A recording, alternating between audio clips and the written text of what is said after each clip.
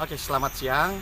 Hari ini saya bersama teman-teman penyuluh pertanian lapangan Kabupaten Lebak atas respon beberapa teman yang sudah melihat proses pembibitan yang kita sampaikan bahwa ini menggunakan JPT, dan sesuai janji saya waktu itu kita akan bikin terpisah season untuk pembuatan JPT ini. Hari ini kita akan sampaikan seperti apa sih JPT yang bisa ditemukan dengan mudah, bisa diracik dengan mudah dari bahan-bahan yang juga mudah ditemukan di sekitar kita. Untuk bahan-bahannya seperti yang terlihat di depan ini. Hari ini saya menyiapkan beberapa bahan. Yang pertama bawang merah ini. Bawang merah ini adalah salah satu sumber JPT. Mungkin ada beberapa teman yang bingung JPT itu apa. JPT adalah zat pengatur tumbuh. Ada juga yang menyebutnya zat perangsang tumbuh, tapi pengertian sebenarnya zat pengatur tumbuh. Di dalamnya dibagi dalam 7 atau 8 jenis seperti sitokinin, ada auksin dan berbagai zat yang lainnya. Masing-masing juga memiliki peran yang berbeda-beda. Ada yang lebih cenderung pada merangsang pertumbuhan akar, ada yang lebih ke pertumbuhan tunas, pembelahan sel, ada juga yang ke arah daun. Tapi kita tidak ingin berteori, hari ini kita langsung berpraktek. Hari ini kami hadirkan bahan-bahan yang terbukti memang memiliki unsur yang tergolong dalam JPT tadi, satu di antara 8 jenis JPT yang ada di dunia pertanian. Salah satunya adalah bawang. Kemudian kita juga membawa ini lidah buaya. Lidah buaya, kemudian ada tauge. Ada toge, kemudian ada kelapa. Ini airnya yang akan kita ambil, air kelapa muda nanti. Dan ini sudah dikupas, ini adalah rebung bambu yang sudah dibersihkan. Jadi ini juga sangat efektif untuk membangkitkan dormansi biasanya. Dia untuk bibit-bibit yang memiliki dormansi yang lumayan lama akan bisa dipercepat dengan menggunakan tunas pohon bambu ini. Semua bahan ini, bawang merah kita menggunakan 200 gram, tauge atau kecambah 200 gram, kemudian lidah buaya juga sekitar 200 gram, kelapa kita hanya ambil airnya dari 2 butir kelapa. Kemudian jika ingin lebih bagus, meskipun ini bukan bahan alami, kita bisa menggunakan tambahan vitamin B1.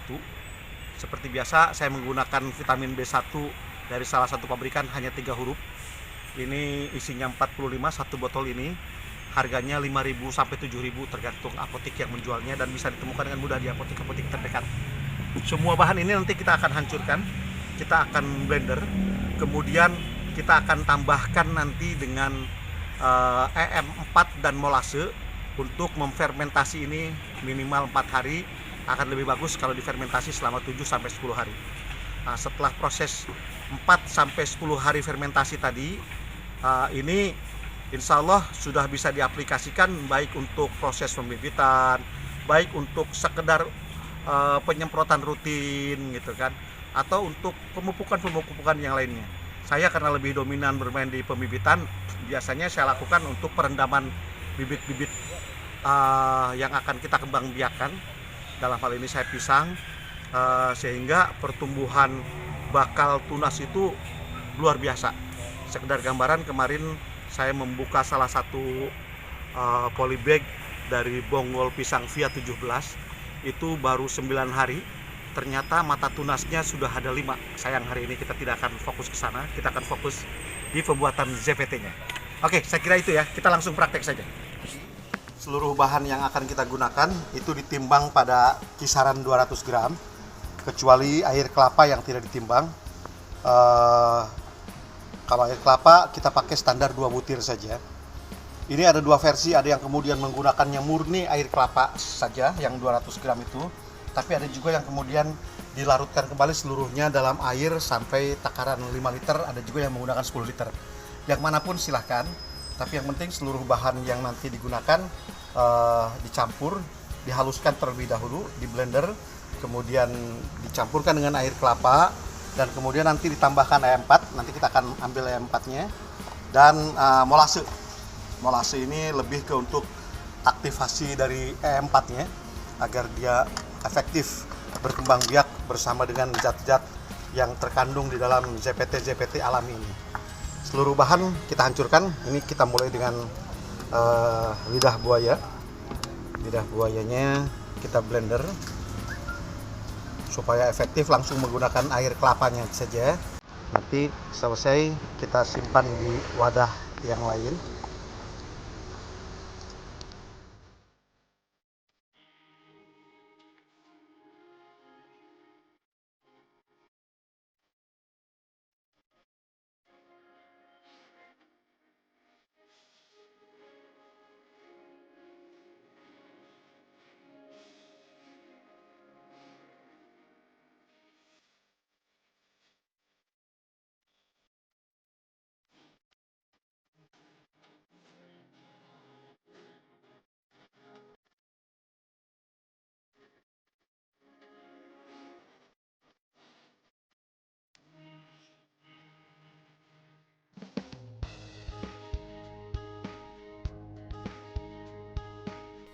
Seluruh bahan yang tadi kita blender setelah ditimbang masing-masing 200 gram, kemudian kita blender menggunakan air kelapa.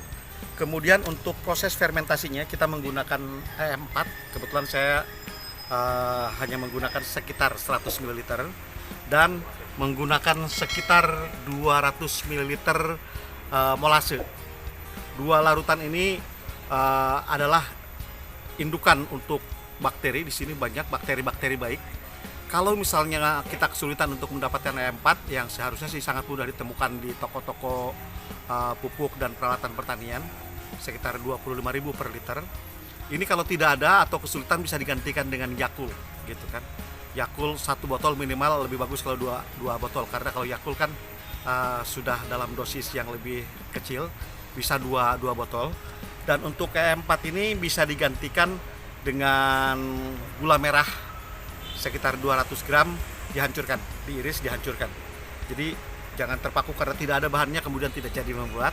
Ini bisa digunakan bahan apapun yang setara. Ini bisa digantikan E4, bisa digantikan dengan Yakult 2 botol, dan yang ini bisa digantikan dengan gula merah 200 gram, dihancurkan, diiris-iris dan dihancurkan. Dua bahan ini tadi sebagai aktivator kita masukkan dalam bahan-bahan yang tadi sudah di blender dan kemudian diaduk hingga merata.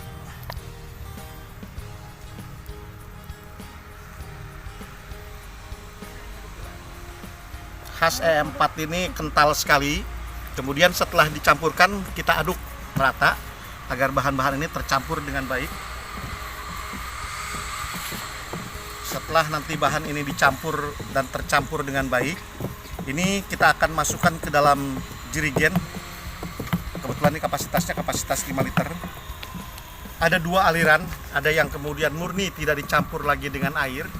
Seluruh bahan-bahan ini dimasukkan ke dalam jerigen dan kemudian difermentasi minimal 4 hari, akan lebih bagus jika 7-10 hari. Nah, dan itu proses penyimpanannya disimpan di tempat yang teduh ya, tidak terkena sinar matahari. Kalau ada tempatnya juga tempat yang gelap sebenarnya akan lebih bagus. Misalnya seperti ini ditutup boleh juga. Saya biasanya ini tambahkan air sampai mendekati penuh. Kenapa? Agar mengurangi kontak dengan udara, agar tidak banyak udara yang kontak dengan bahan-bahan ini, sehingga nanti ini kalau nanti belum penuh kita akan tambahkan air tanah ya, air tanah sampai dia mendekati tutupnya. Dan nanti setiap 2 hari sekali dibuka hanya untuk mengeluarkan gas yang terbentuk. Kemudian kalau memilih cepat yang 4 hari sudah bisa dipakai. Tapi kalau mau disimpan lebih lama bisa 7-10 hari. Penggunaannya nanti setelah ini jadi bisa digunakan untuk pembibitan tanaman apapun, hanya sekitar 100 ml, dan itu bisa dilarutkan, diencerkan sampai dengan 20 liter nantinya. Ini bahan tambahan yang lain, seperti yang saya tambahkan tadi, tidak wajib tapi akan sangat bagus jika ditambahkan, yaitu vitamin B1 yang kita hancurkan, kurang lebih sekitar 10 butir. Kita hancurkan dan kita masukkan ke dalam bahan-bahan yang tadi sudah kita blender dan kita larutkan dalam air kelapa. Jadi seluruh bahan ini kembali kita aduk agar dia tercampur dengan merata. Jadi kembali lagi tadi seluruh bahan alarmi ditambahkan dengan E4 sekitar 100 ml atau bisa digantikan dengan minuman Yakult 2 botol. ditambah pula dengan molase atau bisa digantikan dengan gula merah seberat 200 gram. Seluruh bahan tadi dihancurkan dan digabung dalam wadah. Kemudian setelah itu siap untuk difermentasi di dalam jerigen kapasitas 5 liter ini. Ya.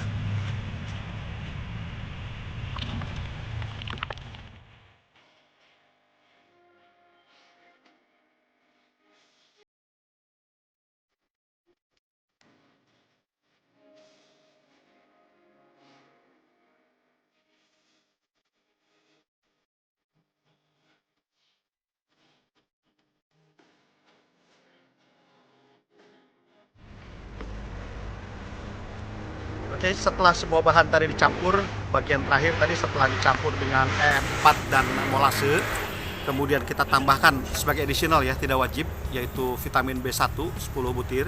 Semua bahan tadi kita masukkan dan ini sudah kita masukkan. Tadi saya tambahkan juga beberapa sekitar 1 liter air untuk memaksimalkan kapasitasnya sampai 5 liter. Dan setelah semua bahan tercampur dan masuk, ini kita tutup dan kita simpan di tempat yang gelap. Kemudian nanti 2 hari sekali kita buka hanya untuk membuang gas yang terbentuknya.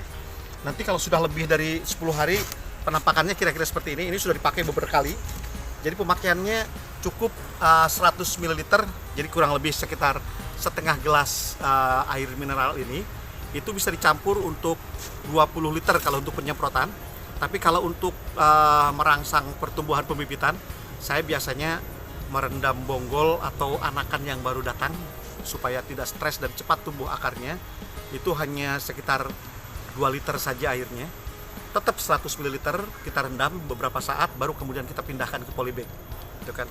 Kalau bonggol juga sama, kita rendam sekitar teorinya sih 30 sampai 2 jam, tapi saya 24 jam biasanya saya rendam bonggol yang saya mau tanam itu.